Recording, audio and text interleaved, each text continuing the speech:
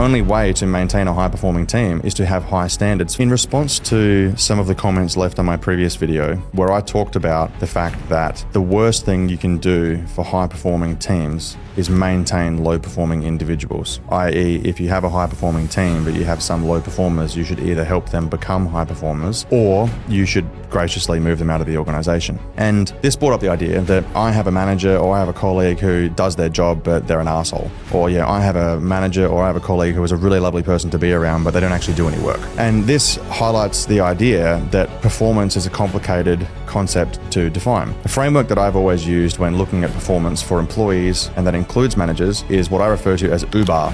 O stands for outputs and outcomes, and B and A stands for behavior and attitude. So there's 4 dimensions here, or 2 groups, if you will. The outputs and outcomes refer to the fact that you either do or do not do the volume of work that you should be doing, and that the work that you do either does or does not achieve the results that are necessary. From a behavior and attitude standpoint, this is how you do your work. So you either are or are not positively contributing to company culture. You either do or do not uphold the values and behavioral standards that the organization has set. And so in a simple sense, if you deliver your outputs and outcomes, but you do not have good behaviors and attitudes, you're not performing. If you have great behavior and a great attitude, but you're not delivering your outputs and outcomes, you're also not performing. And so in a simple sense, to actually be a good performer is a decently high bar. You should roughly do the amount of work that you are assigned. You should roughly deliver the results from that work that was roughly assigned. And whilst you're doing that work, you should be exhibiting behaviors and standards that are aligned to the organizations throughout that period. And so the greatness about this framework is that it allows really simple conversations to happen when people talk about performance. You either do or don't deliver the value and the results that you're tasked with doing, and you either do or don't show up in a way that's positive for the organization.